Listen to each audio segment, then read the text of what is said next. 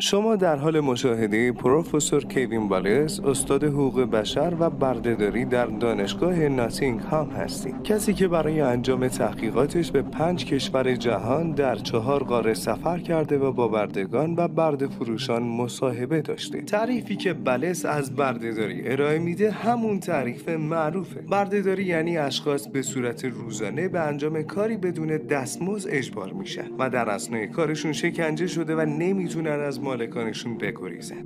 والس به این نتیجه رسیده که بیش از 27 میلیون برده در جهان تا سال 2010 وجود داشته است. 27 میلیون نفر تعداد کمی نیست. بلخص در جهانی که بردهداری را جرم می‌دانند. این عدد حتی از طریق سیاه‌پوستانی که در دوران بردهداری و به مدت 400 سال از طریق اقیانوس اطلس به آمریکا برده می‌شدند نیز بیشتر است. جالب اینجاست که قیمت بردگان در گذشته بسیار بیشتر از قیمت حال حاضر آنهاست. استاد بلیس میگوید ارزش برده از 4000 سال پیش تا قبل از دوران معاصر حدود 40,000 دلار بوده، اما امروزه ارزش هر برده به حدود 90 دلار رسیده و ارزش بازار بردهداری سالانه حدود 40 میلیارد دلار می باشد. این در حالی است که ارزش مالی هر برده به 1/4000 گذشته رسیده. اطلاعاتی که به ظاهر جدید و ناراحت کننده می نماید و در عین حال حقیقتی است که علم انسان شناسی و تاریخ به ما می گوید و نشان می دهد که برخلاف تصور ما بردهداری در دوران معاصر به پایان نرسیده و با وجود شعارهای دلفریب مدرنیته پیرامون انسان و حقوق بشر و کرامت انسانی همچنان ادامه دارد. بردهداری از منظر تمدن‌های قدیم بشری.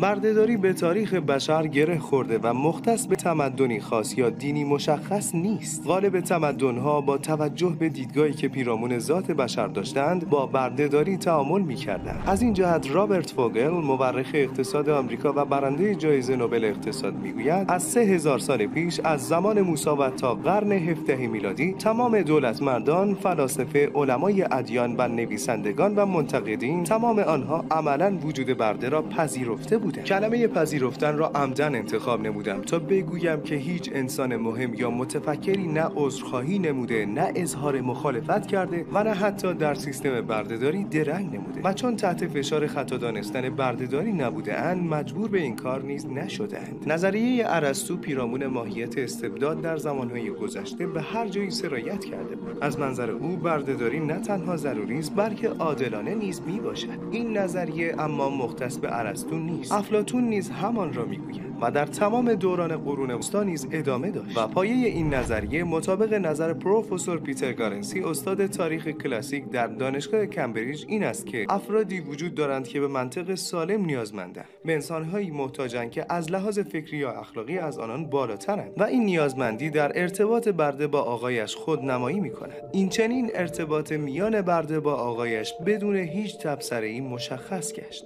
و بردهداری تبدیل به رکنی اساسی در اقتصاد امپراتوری‌های باستان شد. گارنسی می‌نویسد مسیحیان انگیزه خیش برای ارائه چارچوبی نظری و قانونی پیرامون بردهداری را آنگونه که شایسته پرداختن به آن بود از دست داده بود. به همان گونه که مشغول به مسائل اخلاقی و روحانی بودند، این رویکردی کلی در میان همه متفکرین پس از ارسطو بود، تا جایی که برخی از آنان در تشویقشان بر نیکی به بردگان زیاده روی کرده و در مقابل نیز بردگان را به اطاعت از اربابانشان تشویق می‌کردند.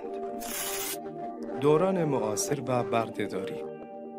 این تصورات مربوط به بردهداری منحصر به متفکرین قرون وسطی نبوده، بلکه فلاسفه عصر روشنگری را نیز با وجود سخنانشان پیرامون آزادی آلوده کرده. با این تفاوت که این آزادی و بردگی با توجه به دید کلی جامعه پیرامون برتری نژاد سفیدپوست مختص نژادی مشخص بوده. به همین دلیل استاد دانشگاه اوترخت پروفسور کریس مینز پیرامون سبب بی‌توجهی فلاسفه به بردهداری می‌نویسد پاسخ پاسخ به علت سخن نگفتن فلاسفه و اظهار نظر پیرامون بردهداری، سببش همخوانی نداشتن آن نظرات با انتظاری است که از داستان پیدایش علوم جدید داریم. نویسندگان عصر جدید با آزادی کامل علم و فلسفه را برای ترویج توجیه ظاهری بردهداری مورد استفاده قرار دادند و چون این داستان‌هایی تصویر فرهنگ اصیل و دوست داشتنیمان را خدشه‌دار می‌کند. گاهی تاریخ فلسفه به سرعت به حقیقتی زشت تبدیل می‌گردد. وی در ادامه میگوید اگر سرخپوستان آمریکا و آفریقایی ها انسان‌های تکامل یافته نیستند، پس اشکالی در بدرفتاری با آنها، بهره برداری از بدن و سرمایه‌هایشان و شکستن پیوندهای خانوادگیشان و محو خاطرات شخصی آنها وجود ندارد.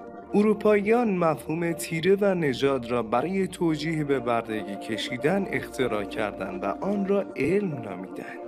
و اگر بخواهیم مثالی بارز برای بیان این دیدگاه داشته باشیم، میتوان یکی از بزرگترین نظریه پردازان لیبرالیسم غربی را مثال زد. جان لاک، فیلسوف انگلیسی، مدافع آزادی و نویسنده مقاله‌ای پایه‌ای در مکتب لیبرالی به نام نامه‌ای در باب تساهل، در حالی که او از جمله قانونگذاران دستورنامه‌ای به نام کارولینا در قرن 17 میلادی است که در بند 110 آن چنین نوشته شده: هر انسان آزادی در ایالت کارولینا قدرت و مالکیت مطلق بر بردگان سیاه‌پوست دارد و هر گزینه دیگری به معنای دخالت در مالکیت شخصی بردهدار خواهد بود. اما دیوید هیوم، فیلسوف قرن 18 میلادی، در توجیه به بردگی گرفتن آفریقاییان میگوید هیچ امت متمدنی در میان رنگ‌های مختلف پوست جز سفید پوستان وجود ندارد. حتی هیچ انسان شناخته شده‌ای چه در حرفه و چه در تفکر نیز وجود ندارد. سوای بر مستعمراتمان در تمام قسمت‌های اروپا سیاه پوستان زندگی می‌کنند و در هیچ کدامشان نشانه نبوغ دیده نشده است. با وجود اینکه بسیاری از سفید پوستان از طبقات فقیرند، اما به لطف موهبت‌های استثنائیشان به مناصب محترمانه‌ای در جهان رسیدند. حتی فیلسوف آلمانی مشهور امانوئل کانت، پرچمدار فلسفه اخلاقی، نه تنها به برتری سفیدپوستان بر باقی نژادها اکتفا نمی‌کند، بلکه توصیه به استفاده از چوب بامبو به جای تازیانه می‌کند تا سیاه‌پوستان به هنگام آموختن وظایفشان درد بیشتری بکشند، زیرا پوست سیاه‌پوست ضخیم است. و فراموش نکند تشویق به استفاده از چوب بامبو به جهت هلاک نگشتن سیاه‌پوستان است. کانت معتقد بود سیاه‌پوستان تنها در سطح نوکر و برده بودن قابلیت آموختن دارند. شبیه این ادعاها را ارنست رنان، فیلسوف فرانسوی، به هنگام توجیه و تایید نظریه نژادهای مختلف دارد. چیزی که سبب جنگ جهانی اول گشت، سببش برتری خواهی نژاد سفید بر باقی تیره‌ها بود. پس برده از سپید دم تاریخ وجود داشته و هر تمدن و قومی به صورت واقع بینانه با آن در تعامل بوده و در چارچوب موقعیت خویش به آن می‌نگریستند و مختص به هیچ قوم یا نژاد یا دین خاصی نبوده. حتی در قرن‌های گذشته، جایی که فلسفه لیبرالی و منادیان آزادی وجود داشته‌اند نیز در نظریه‌های فلاسفه جایگاه خودش را داشته است و الغای آن نیز سببش نظریه‌های فلاسفه نبود، بلکه تحولات سیاسی بوده که نظریه‌های جدید فلسفی را به دنبال داشته و برعکس نبود. حتی پس از الغای بردهداری توسط ابراهام لینکلن، ما شاهد بیشتر شدن درصد جنایت در محله‌های برده‌نشین بودیم، زیرا الغای بردهداری سبب تغییر وضع اجتماعی بردگان نبوده است و این چالش‌ها سبب شده متفکرینی امثال روژه گارودی مدعی باشند از بزرگترین انگیزه‌های آزادی بردگان در غرب انگیزه‌های اقتصادی و سیاسی بوده و اساساً برخواسته از مسئله حقوق بشری نبوده است و با ازدیاد سلطه دولت‌های عصر جدید در زندگی مردم و سیطره نمونه‌های اقتصادی و فکری غربی مختلف در زندگی بشر، بردگی نیز از ساختار گذشته‌اش خارج شده و تبدیل به مراقبت دائم دولت و قانونمداری کامل در تمام جوانب زندگی گشته است و توده‌ها گاهی به زیر یوغ بردگی دولت‌های کمونیستی کشیده می‌شوند و هیچ کس حق انجام کاری که دوست دارد را ندارد و حتی امکان نقل مکان کردن به سرزمینی که می‌پسندند را ندارند و عصر کمونیست به عصر به بردگی گرفتن همه مردم تبدیل می‌شود. اگرچه که به آنان لفظ برده اطلاق نمی‌شود، گاهی نیز این بردهداری خویشتن را به صورت بازارهای سرمایه‌داری نشان می‌دهد که زندگی بشر را به بردگی گرفته، جایی که توده‌های مردم برای درآمد روزانه‌شان روزهای بقیه عمرشان سرقت می‌شود. اما اسلام از منظر دیگری به برده نگریسته و به نسبت انسان‌ها و وضعیت بشریشان در طی قرن‌های متمادی بسیار صادقانه عمل کرده و این مسئله است که به زودی به آن خواهیم پرداخت. اما جواب این سوال که ارتباط اسلام با بردهداری چیست را به زودی خواهیم دانست. يا أيها الناس إنا خلقناكم من ذكر وأنثى وجعلناكم شعوبا وقبائل لتعارفوا إن أكرمكم عند الله أتقاكم إن الله عليم خبير.